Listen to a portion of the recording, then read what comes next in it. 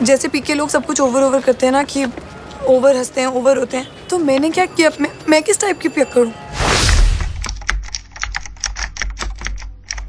सनम तेरी कसम এই নামে একাধিক সিনেমা তৈরি হয়েছে ভারতীয় ইন্ডাস্ট্রিতে, কিন্তু যেটা 2016 সালে 5ই ফেব্রুয়ারি রিলিজ হয়েছিল সেই সিনেমাটি ছিল একটু স্বতন্ত্র। যেই সিনেমাটি যখন প্রথম রিলিজ হয় 2016 সালে সেইভাবে সাড়া ফেলতে পারেনি। মাত্র 2 সপ্তাহের মধ্যেই সমস্ত হল থেকে নামিয়ে দেওয়া হয়েছিল।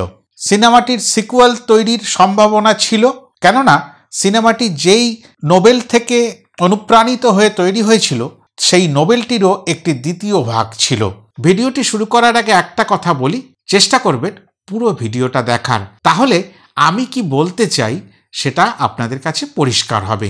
9 বছর অতিক্রান্ত 2025 সালের 7ই ফেব্রুয়ারি, মানে যদি একটু সংখ্যাতত্ত্বের বিচারে হিসাব করে নেওয়া যায় তাহলে 9 বছর 2 দিন পরে এই সিনেমাটি রিলিজ হয়। সেই রিলিজের আসল কারণ কি সেটা যদি একটু আলোচনা করে নিই, সেটা হয়তো অনেকেই জানেন, তবু একটু ছুঁয়ে যাই।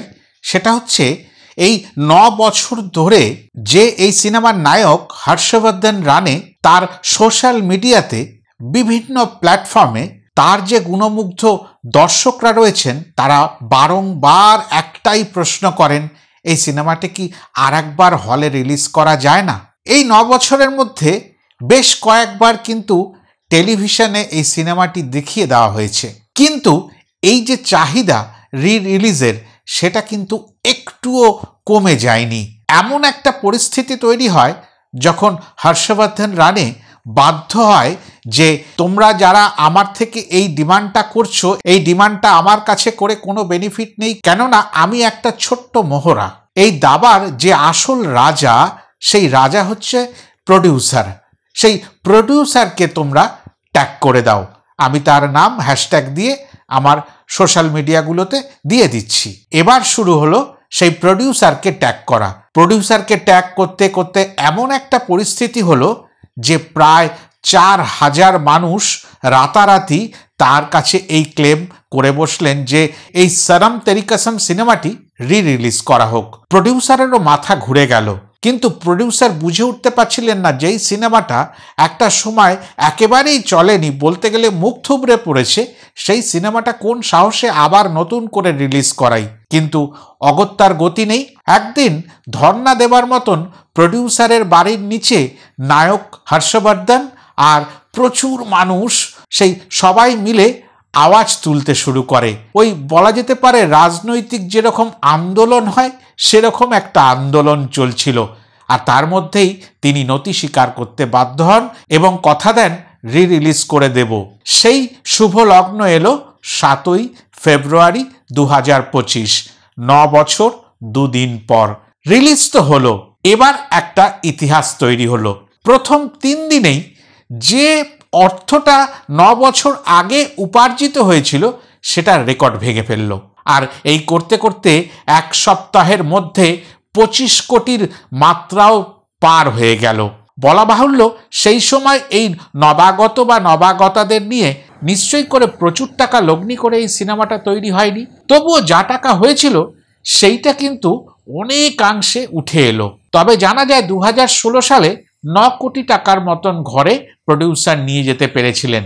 তাতে ডিরেক্টর প্রডিউসার প্রত্যেকেই ক্ষুব্ধ ছিলেন। আর যেটা হয় খেলার মাঠের থেকে শুরু করে সিনেমায় যখন সিনেমা চলে না, যত রাগ গিয়ে পড়ে অভিনেতা অভিনেত্রীদের ওপর যদি তারা নতুন হয়। আর এখানে হর্ষবর্ধন আর মাওরা দুজনেই নবাগতা ছিলেন। এবার আসি এনারা কি করে এই সিনেমাটায় সুযোগ পেয়েছিলেন। প্রথম কথা একটু বলে রাখি, নেপোটিজমের গল্প কিন্তু এই বিষয়টার সঙ্গে জড়িয়ে ছিল যে তখন এই সিনেমাটিতে হিরো হিসাবে ববি দেওয়ালকে নেওয়ার জন্য সানি দেওল প্রেসার করে ডিরেক্টরকে।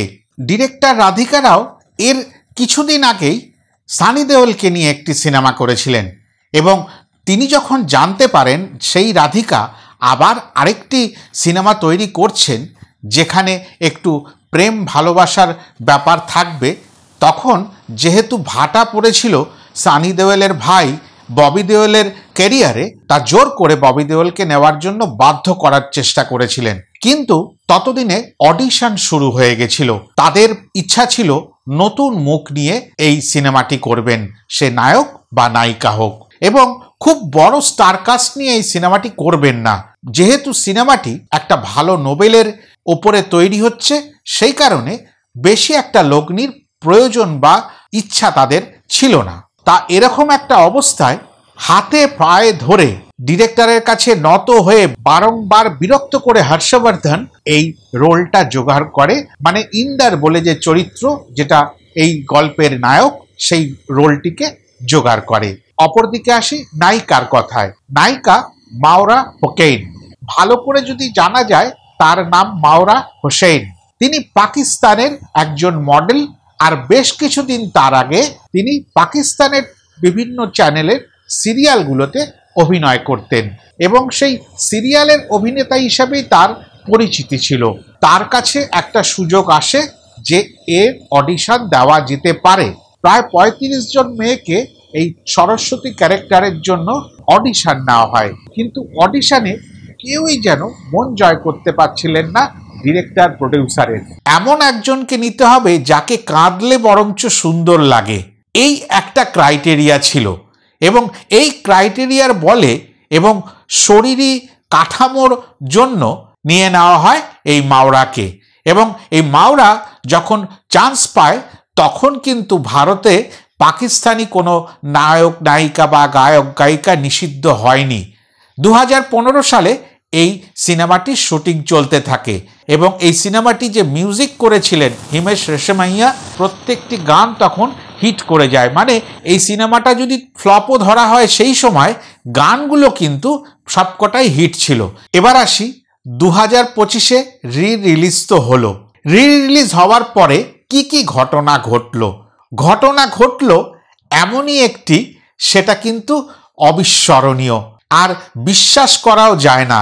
নতুন সিনেমাগুলো যেগুলো রমরমিয়ে সারা ভারতবর্ষের বিভিন্ন সিনেমা হলে বা থিয়েটার হলে চলছে, সেইগুলোকে পেছনে ফেলে একটা হল থেকে একাধিক হল, একই হলের মধ্যে একটা শো থেকে একাধিক শো অর্জন করতে শুরু করলো এই সনম তেরি কসম।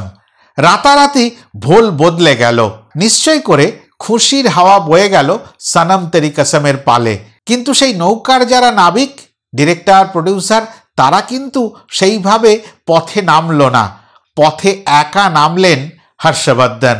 প্রত্যেকটা সিনেমা হলে গিয়ে গিয়ে পাবলিক রিয়াকশন নিতে শুরু করেছিলেন, এবং আজও তিনি সেটা চালিয়ে যাচ্ছেন। বিভিন্ন মিডিয়ার সঙ্গে যোগাযোগ করছেন, আলাপচারিতায় বসছেন। এই করতে করতে ওয়ার্ড অফ মাউথে ছড়িয়ে পড়ল বিভিন্ন দিকে এই সিনেমাটির কথা।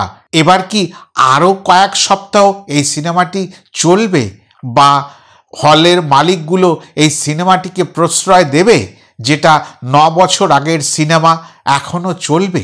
এই প্রশ্নটা কিন্তু রয়ে গেল।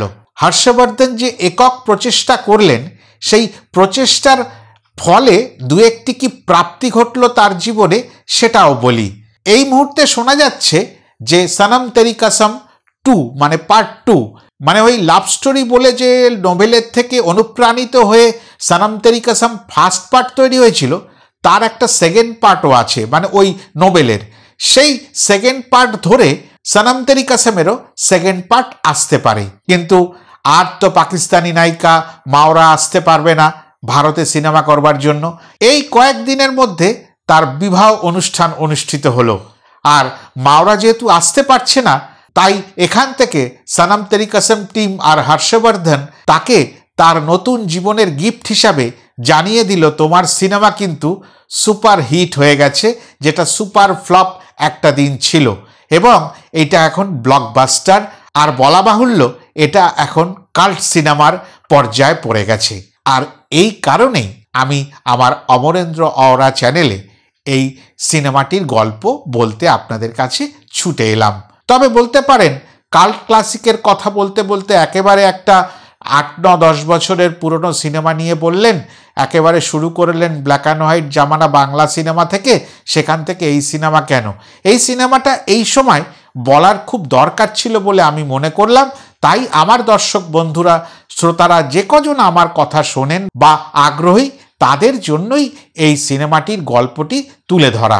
এই মুহূর্তে যখন সিনেমা হলে চলছে, সিনেমাটির ক্লাইম্যাক্সটা এতটা আনপ্রেডিক্টেবল এবং ক্লাইম্যাক্সটা এত ছুঁয়ে যাচ্ছে যে ওই ক্লাইম্যাক্সের পরে অনেকে সিনেমা হলে অসুস্থ হয়ে পড়ছেন।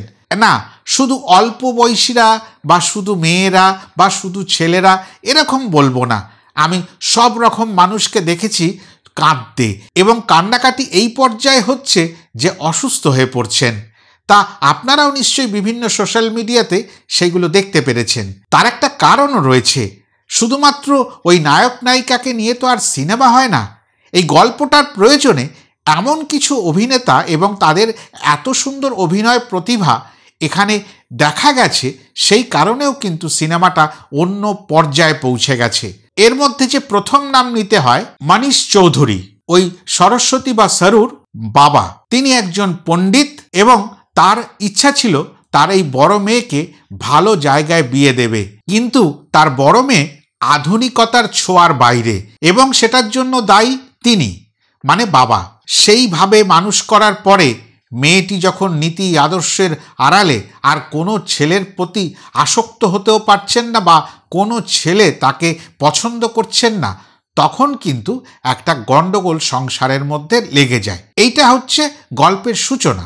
অপরদিকে হর্ষবর্ধন, তার ইন্দার চরিত্র, সেই ইন্দারের বাবা সুদেশ বেড়ি একজন মাল্টিমিলিয়নার, কিন্তু যে কোনো কারণে পরিবারের মধ্যে এমন একটা পরিস্থিতি তৈরি হয় যাতে তার ছেলেকে তিনি হাতে ধরে খুনের দায়ে জেল হাজত করান মাত্র 13 বছর বয়স থেকে, এবং লম্বা 8-9 বছর জেলে থাকার পরে বাবার সঙ্গে কোনো রকম সম্পর্ক ছেলে রাখতে চান না। এই দুই বাবাকে নিয়েই কিন্তু সমস্যা বলতে গেলে। গল্পে আরেকটি চরিত্র ইন্সপেক্টর হরি, মুরলী শর্মা, যাকে ভালো অভিনেতা হিসাবে সাউথ বা মুম্বাই দুটো ইন্ডাস্ট্রি জানে। সেই মুরলী শর্মা এখানে যে ধরনের অভিনয় করেছেন,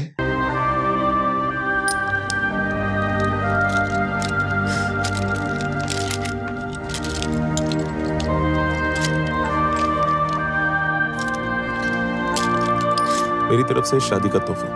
যদি বেশ কিছুদিন আরও সিনেমাটা চলে তাহলে যারা যারা আমার এই রিভিউটা বা রিয়াকশানটা শুনছেন, গল্পটা শুনছেন, তারা চেষ্টা করবেন এই সিনেমাটা একবার দেখে নিতে, শুধুমাত্র অভিনয়ের জন্য। সব বয়সের সিনেমা এটা, সেটাও বলবো না। আবার বলতে গেলে যে সমাজ, পরিবার, এই সব কিছু মিলিয়ে সব বয়সের মানুষই এই সিনেমাটা কিন্তু দেখতে পারে। অল্প বয়সীদের জন্য নিশ্চয়ই করে এই মুহূর্তে একটা অন্যরকম মাত্রা যোগ করে, কেননা এই মুহূর্তে প্রেমের উদযাপন চলছে বা চলছিল। তবে প্রেম দিবসের আগে এবং পরের এই দিনগুলোতে এই সিনেমাটার প্রয়োজনীয়তা কিন্তু একটু হলেও ছিল, এবং সেই কারণে এই সিনেমাটার এত চলন। সব কিছুই এই সিনেমাটা সম্বন্ধে ছোট করে আপনাদের সামনে তোলার চেষ্টা করলাম। ভিডিওটা তো বড় হলো, তবুও যারা সম্পূর্ণ ভিডিওটা দেখেছেন তাদেরকে ধন্যবাদ জানাই। যদি ভালো লাগে লাইক, কমেন্ট, শেয়ার করে দেবেন। আর যারা আমার এই চ্যানেলটিকে এখনও সাবস্ক্রাইব করেননি তারা দয়া করে সাবস্ক্রাইব করে নেবেন। তাহলে এখন যাই, আবার অন্য কোনো দিন নতুন কোনো ভিডিও নিয়ে আপনাদের কাছে চলে আসব। নমস্কার।